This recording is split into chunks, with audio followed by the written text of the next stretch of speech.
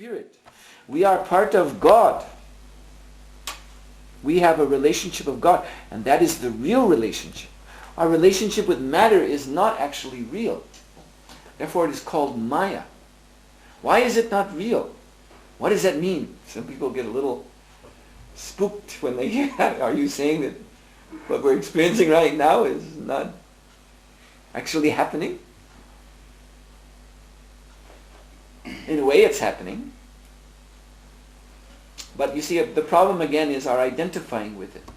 It's just like, in a way, what you watch on television. It's happening. You know, when you watch it, anything on TV, a movie, a soap opera, whatever. So something's happening, but what is really happening?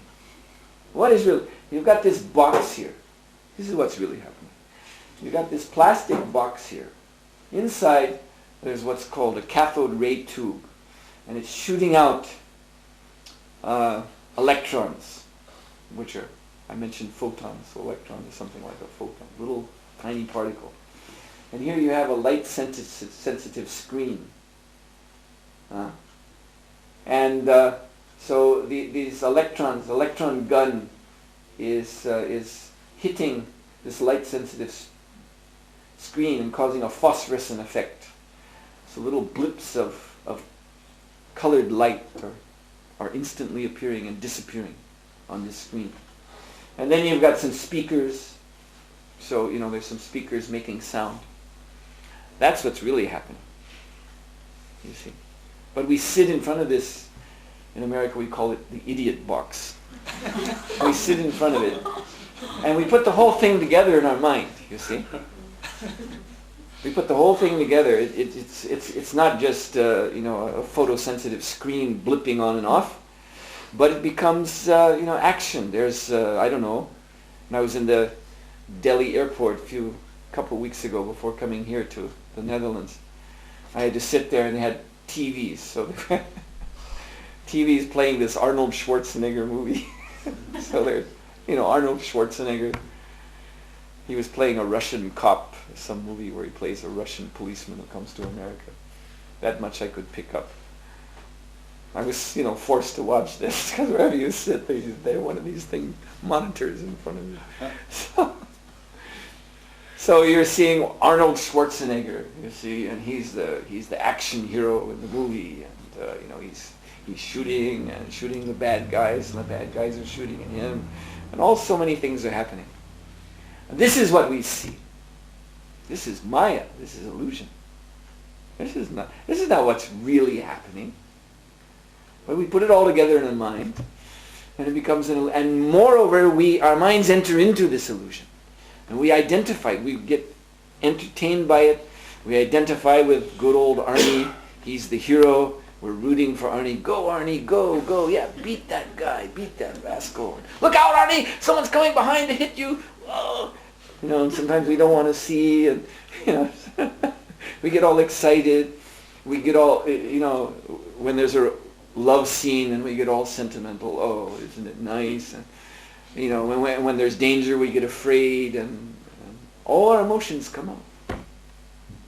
But what's really happening is just this machine is just working. It's just a machine. And we're relating to a machine and getting all emotional and worked up and totally being drawn into this. So I mentioned the word prakriti in the very beginning, and I said it means nature. But another possible way of defining the word prakriti is machine. Because a machine is something that produces something. So machine is also possible. So this whole nature, material nature, it's a vast machinery. It's something like the Vedic description of the universe. Sometimes it reminds me when I read it, it's like the inside of a clock or a watch or something, because you've got all wheels of time, bigger and smaller, wheels of time turning, like a vast machinery. And this body, as I told you, is also just being moved on the wheel of time, from birth through existence to death. And then we get a new body, and moves through a wheel of time. So this is a big machine, and it's producing these effects of nature. And we're caught up in it, just like when we watch television. We become absorbed in it, we become emotional about it, we become all attached to it, and all of that is not real, because we are eternal soul. You see, and you can get a pretty good idea of this if you think of the long spans of time. You see, even as it is understood in the West, there's in the Western science, I think they look back about 20 billion years. I recently read they think the universe is 20 billion years old. Well, the Vedas say it's 150 trillion years old. That's quite a difference. The Vedas also say there are repeating creations within the universe. So therefore it may appear that the earth is, I'm not saying that the earth is necessarily 150 trillion years old, because the earth is repeatedly created again and again within this universe. So in that way, perhaps Western science and Vedic science can be matched up on some lesser level of cyclical time. But anyway, you look at the vast expanse of history, time, and then you look at your own place in this. You look at your own life and the things that you trying to do in life and get done.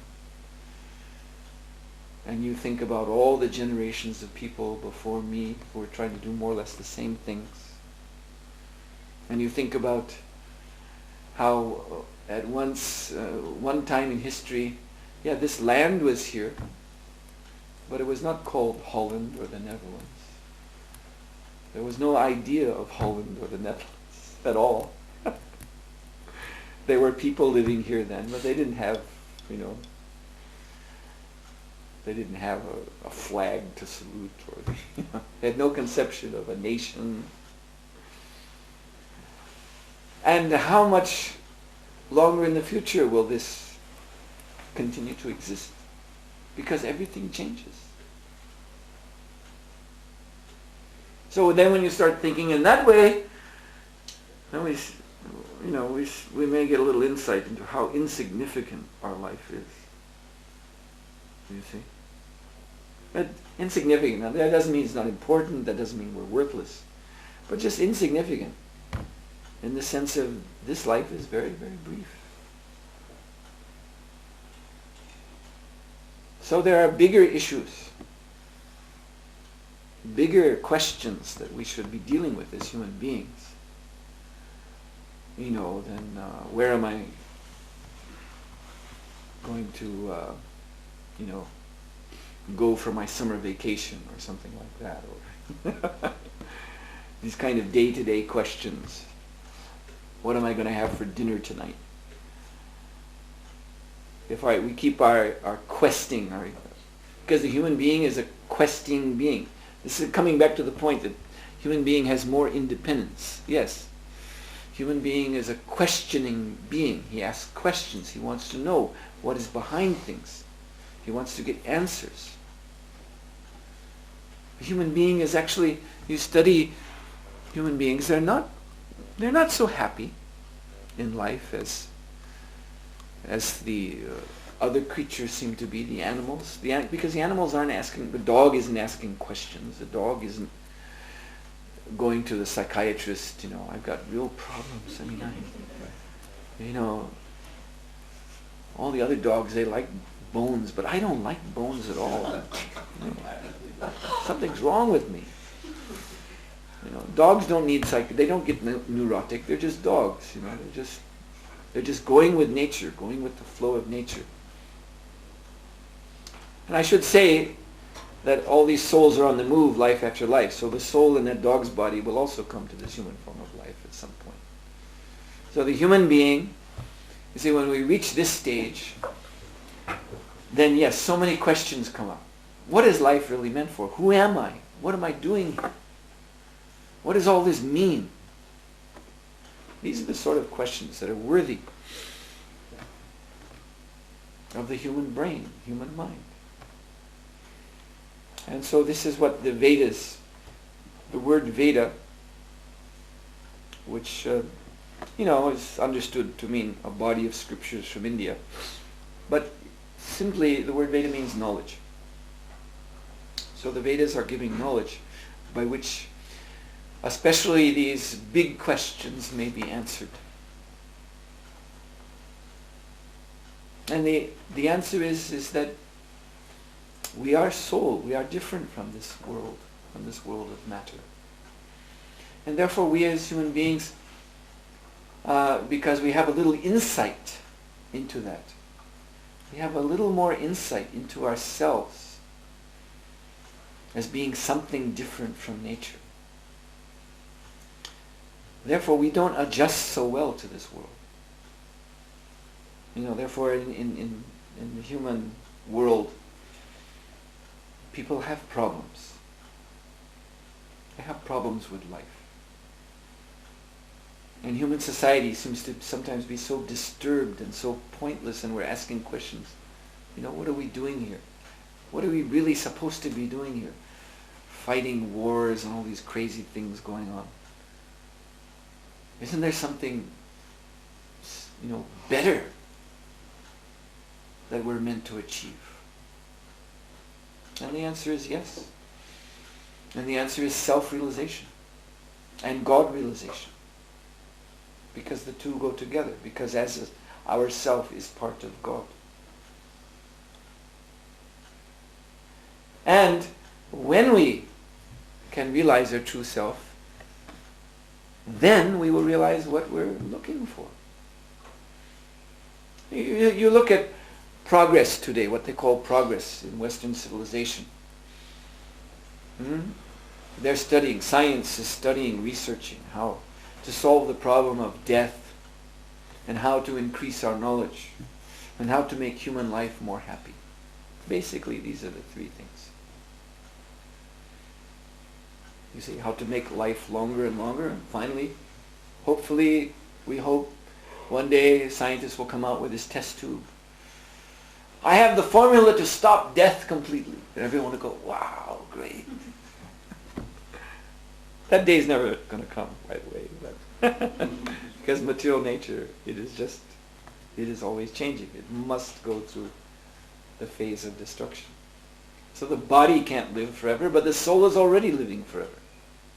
The soul is already not dying. Soul is eternal.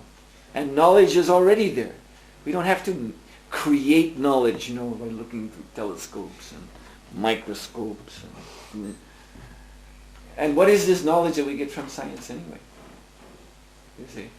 I mean, yeah, okay, so as a result we got television, idiot boxes and things like that, and, all kinds of gadgets and things. But has it really improved the essential quality of life?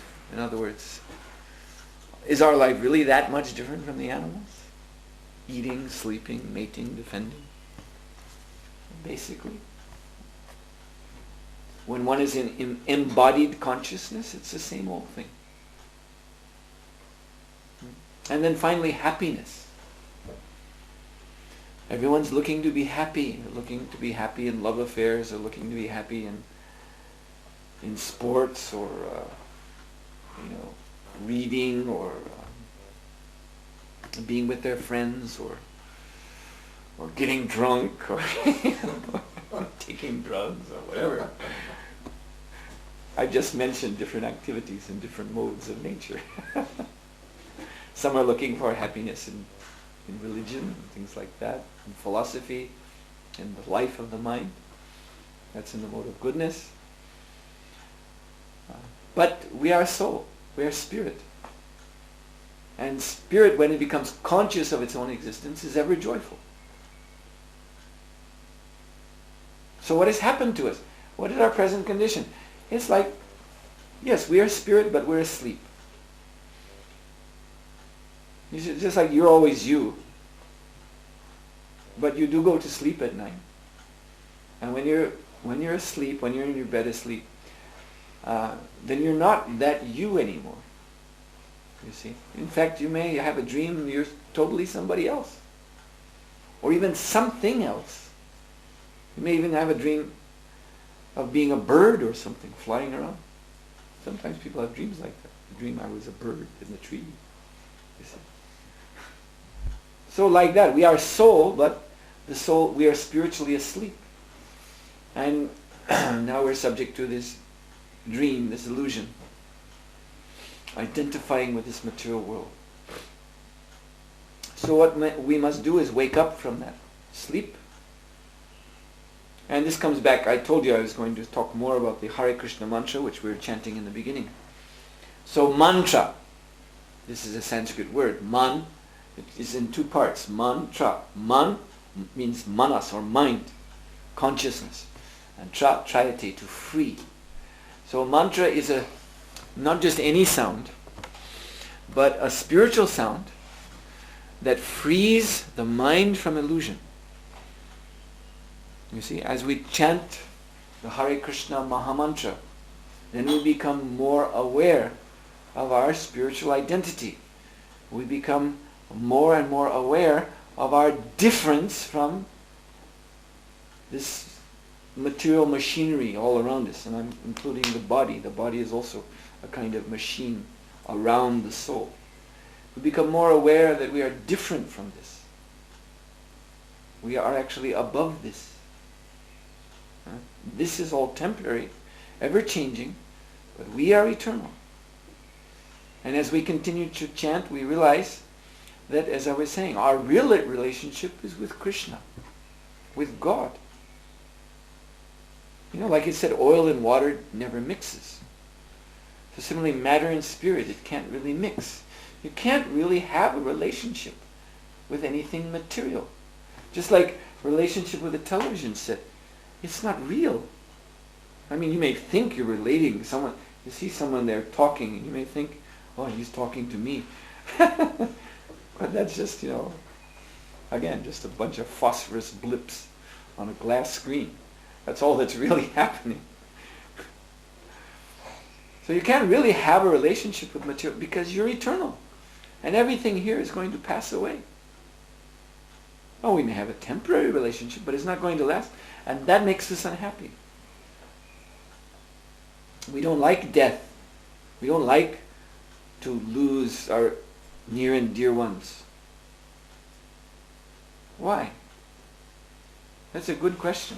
Because if we were matter, then why would we care? Some people argue there is no soul. Soul is just a phenomena of some chemistry inside the body.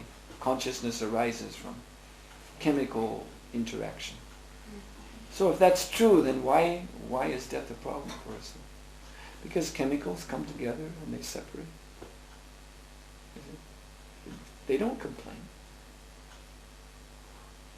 You can take any clearly material thing, like here's a cup of water. I'm not going to do it, but I could, tip it over and all the water would spill out, and flow, drop down on the floor and make a big mess. But the water's not going to complain. The water's not going to go, ouch! What are you doing to me? I was happy in the cup and now you spilled me all over the floor. The water's not going to, because the water's just matter. Now if this body happens to fall over and break open and liquid comes flowing out all over the place, we're going to complain. Because we are conscious soul identifying with this body.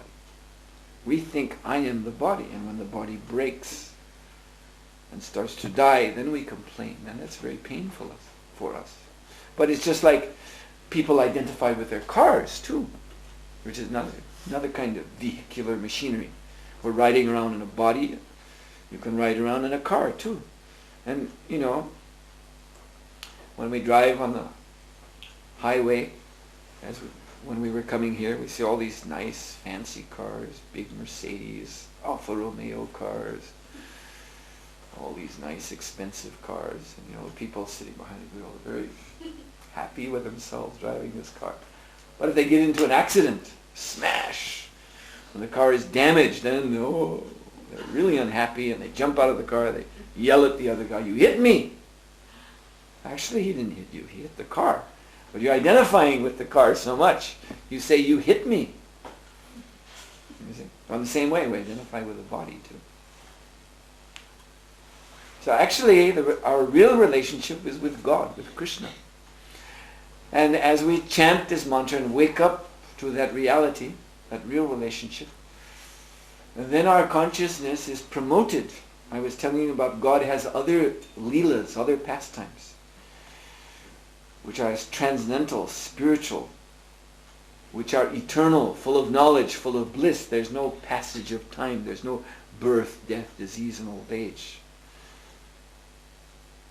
So we, by this chanting, become aware of these higher affairs of God, more intimate experience with God. And this is all described in the Vedic literature. I'm speaking to you tonight in general terms, but actually they're very specific. This is why we say God is Krishna, all attractive. He really is. He really is the most attractive person. We're all looking in life for that attractive person. Everyone wants to fall in love with someone very special. You know, I remember when I was a kid, or maybe it was even shortly before I was born, there was a book published in America with I always liked the title. I must confess, I never read the book. But they made the book into a movie, so I probably saw the movie, although I don't remember it. But just the title is one of these things, some things from your childhood that just stays in your head the whole life. And the title of the book is The Heart is a Lonely Hunter. And I thought this is very, poetic and very, very good illustration. In our heart, we're all hunting, for that relationship, that person, that situation. In this life, everyone, all people are lonely hunters. That's the soul. But the soul should hunt for God, search for God, search for Krishna. Because there we will find that person, that place, that situation, that relationship that we're actually looking for, that is actually according to our original nature, which is not material, it is spiritual. So that's the effect. This is what we cultivate by chanting the Hare Krishna mantra. This is our yoga, mantra yoga, that we practice. This Krishna consciousness, as you see us, it is also a form of yoga. But what does yoga mean? Yoga means to connect, actually. It's related to the word, the Sanskrit word yoga is related to, we have words, I know you have a word in Holland, in English we have this word yoke. You yoke a horse to a cart, and the horse pulls the cart by the yoke. So in all these Indo-Germanic languages or Indo-European languages, there seems to be a similar word. So yoga, connection, a spiritual connection actually, connection to God. So we practice mantra yoga, connect to God by mantra, by sound. And God's name is God. God appears in this world in the form of that sound of his name. And God has hundreds and millions and countless names. And we don't even ask people. It's not that if, say, you belong to a different religion and you like to address God as Christ, or as they say in Greek, Christos. Well, that sounds very close to Krishna anyway. So fine. If you have a name of God in your religion, then your scriptures tell you to chant, to sing that name of God, like in the Psalms in the Old Testament. It says, make a joyful sound, make a joyful sound, glorify God, sing his praises, sing his names unto the ends of the earth. And according to the archaeologists, they say that these ancient Hebrew people of the Old Testament, when they would gather in their temples and sing the praises of God, I've even seen the photographs, they have these little hand symbols. You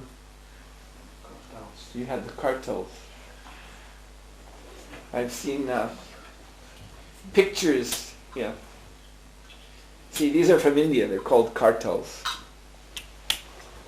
And when we chant Hare Krishna, we play these. Like this. Hare Krishna, Hare Krishna, Krishna Krishna, Hare Hare, Hare Rama, Hare Rama, Rama Rama, Hare Hare. So I seen a photograph they found in some ancient Jewish temple, a couple thousand years old. They found the same things. So apparently the ancient Jews, when they got together to glorify God, also played these too. So this is in the Bible. This is in all the scriptures of the major religions of the world. In Hinduism, in Buddhism, in Christianity, in Judaism, and in Islam. We can say these are the major religions. And all of the scriptures, they proclaim the glory of God's name. And in all the scriptures, God has more than just one name. In the Bible, I've heard 11 names of God, like Yahweh and Elohim and Abba and other such names. The Muslims have 99 names of God, beginning with Allah and then Rahman and many others. And the original founder of the Hare Krishna movement, who was an avatar of Krishna, an incarnation of Krishna, who appeared in India 500 years ago, Lord Chaitanya. Lord Chaitanya, he declared, Nam Nam Bahunam Akari Bahura Nija Sharva Shaktish, that God has unlimited names because he's an unlimited person.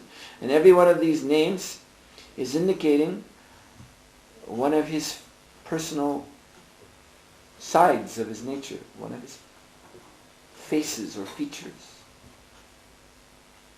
So if God is an unlimited person, he must have unlimited names. And Lord Chaitanya says every one of them is full of spiritual potency. So why do we chant the name Krishna especially? Because the name Krishna, because this means that God is all attractive. So the name Krishna contains the power of all other names. Because why is God attractive? Why do people turn to God?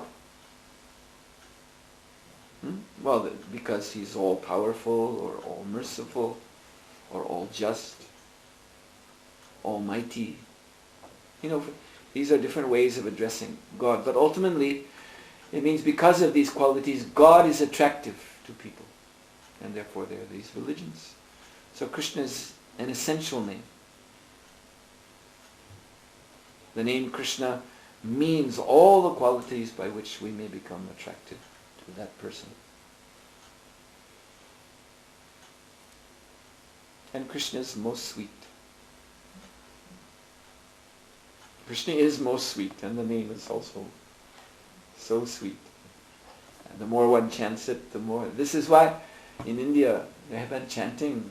You see this Hare Krishna mantra, it is an ancient Vedic mantra. It is found in the ancient Vedic scriptures. It has been chanted for thousands and thousands of years. Number one on the spiritual hit parade in India for all these years. So why is that? Why is that? I remember, when I was about 15 years old, and I can still remember when the number one song for something like 6 weeks was I Can't Get No Satisfaction by the Rolling Stones. But, everyone still knows the song, but it's not number one anymore.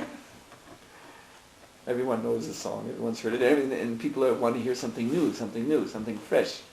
Because the old things don't stay fresh. But the Hare Krishna Maha Mantra is Nava Nava Rasa in Sanskrit, means newer and newer taste comes out of it the more we chant. So this is our sadhana, or our practice. It is all focused on chanting. There are other things, of course. So many other things that we do in this bhakti yoga, the yoga of devotion to Krishna. But the essence, the central point is the chanting of Hare Krishna. And this is what we invite everyone to do. We say, just try it. Just try chanting Hare Krishna. And we don't charge, there's no copyright on it, we don't charge 150 euros for the right to chant Hare Krishna. It's open to everyone. Just chant and see for yourself. The sublime cultivation of God consciousness. Very simple. Alright, so I believe I've talked enough. I've said all the things I wanted to say. In introduction to what we're all about here. So perhaps someone has a question. We can take a little time to answer any questions.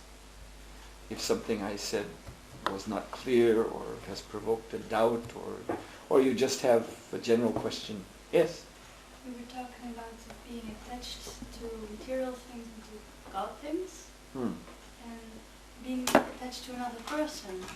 For he has a spirit thing inside. Is it different? No, you see, that is why we're attached. That is why we're attracted to other persons, because of the soul. So, actually this attraction between people, it's originally spiritual with matter. So it gets mixed up, this attraction gets mixed up with so many other things.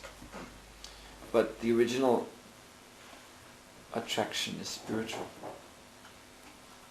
We're attracted to spirit, we're attracted to life. And all of this comes from God, so He's therefore the most attractive. But yes, it's natural to be attracted to each other too. But the best relationship is, between two people. Like a man and a wife, or, just two good friends.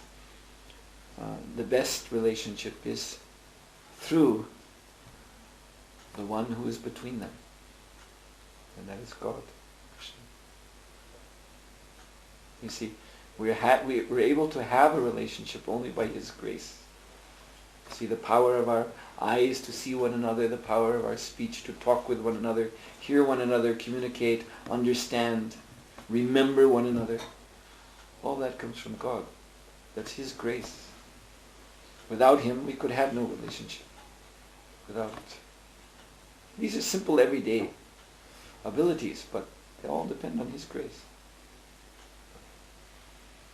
So that is the best relationship in God consciousness and Krishna consciousness.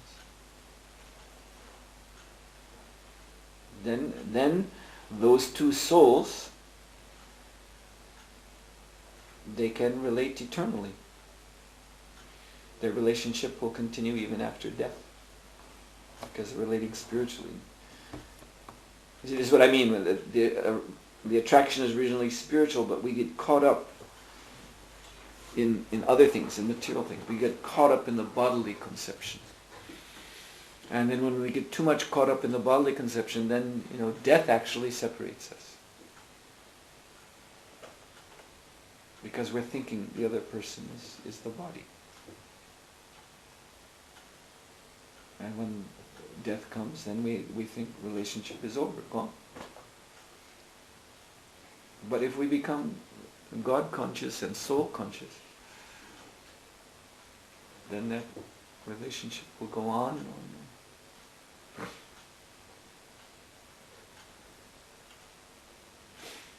Anything else? Yes?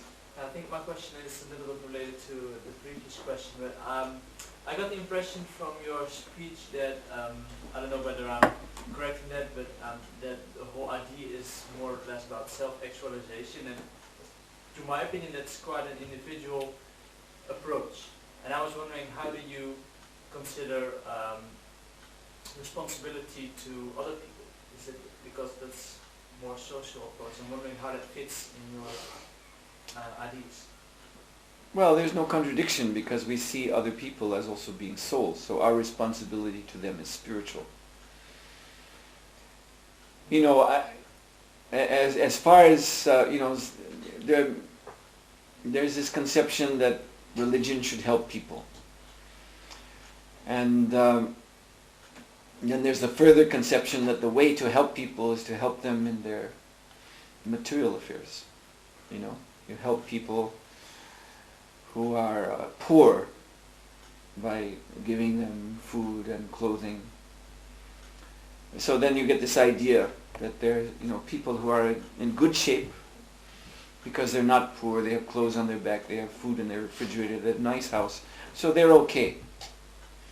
And the poor people, they should be helped, and that's what religion is good for too, to help these poor people, to bring them up to our, like Dutch standard of life. And then if the whole world becomes like Holland, then everything will be nice.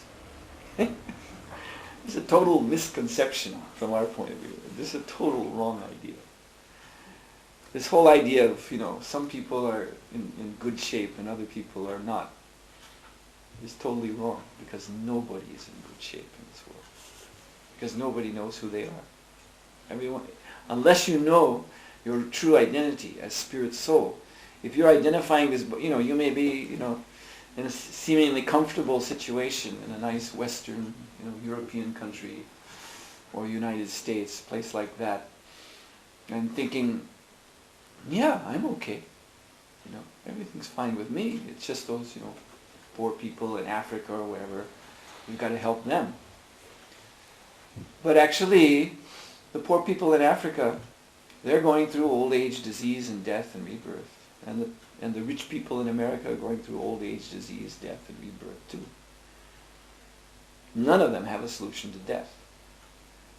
And this idea, well, yeah, but at least if you can die in a nice bed with your head on a pillow, with all kinds of tubes coming out and a doctor standing by, that'll be a better death than dying of starvation.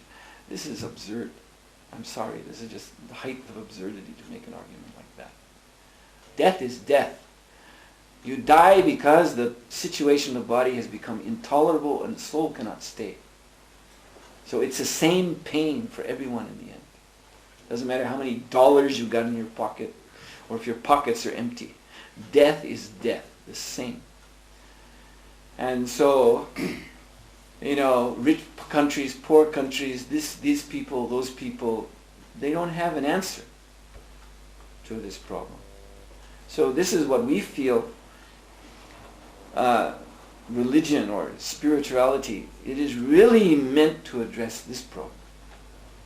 And this is how we view society. And this is what we feel is our duty to society. So there are plenty of welfare organizations out there giving away clothes and giving away, even we do that. We give away prasadam, food offered to Krishna. Did we bring prasadam? Yes. We're going to give everyone here some prasadam too. We also distribute food, but it's spiritual food, it's special food. It's called prasadam, the mercy of God, and it has a spiritual effect on people. So our social interest is to awaken people to their real identity. We consider, and this we learned from our spiritual master.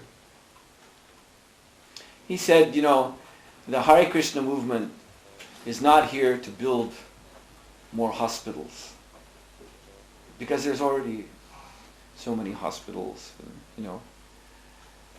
there's already plenty of hospitals in the world. But the Hare Krishna movement is here to make people aware of their actual identity. And if you become aware of that you are soul, then that is the real end to the problem that hospitals are trying to treat. What are hospitals trying to do? They're trying to solve the problem of old age, disease, and death. But they're not successful because everybody dies. But when you understand that you are spirit, soul, eternal, full of knowledge, full of bliss, and there's no more old age and disease, death for you. You're liberated. So this is why, yes, we do have a social purpose, but I want to underline 3 times in red that our social purpose is spiritual. And we are not, we are not in any way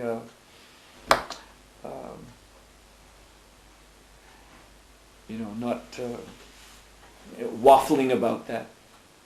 We feel that that is a very essential contribution to human society.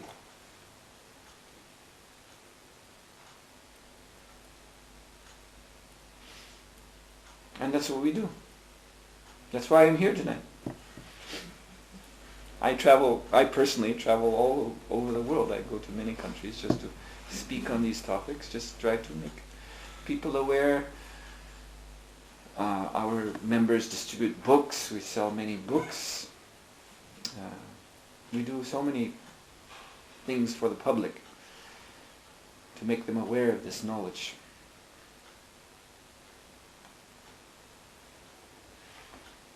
Okay? And is there anything else? It's already 9:30 and we have quite a ways to get back to Amsterdam, so I'd like to wind this up, but if there is any other burning question. Yes? Yes, it's about the dealings in the spiritual world. Everybody has a personal relationship with the Supreme Lord, but I wonder how the dealings are with one another. So is it possible that gopis are married to gopas and also have little children in the spiritual world? Oh, what a question to ask. It's a nice question, but when you start talking in these terms, and this is going to leave many of our guests behind. They don't know what you're talking about. But so I'm going to answer very briefly. In the spiritual world with Krishna, the gopis' relationship is with him. There is a conception for intensifying the love. There's a conception of that they're married to others, but actually they're only married to Krishna. Okay? That's all I'm going to say. That's a rather, it's not the kind of topic we generally deal with in public programs. All right then. So I'm going to stop here. Thank you very much. You've been a very kind and attentive audience, and I was very happy to be here. And again, if you could tell Mr. Reverend Bosch, you know him? Yes. Yes. If you could tell him that. Tonight, Yes, I know that. So when he does come back, if you please say that I was very sorry to have missed him. I would have very much liked the opportunity to meet with him and talk with him. But that's the way things go. Thank you very much for being here. And thank you. Hare Krishna.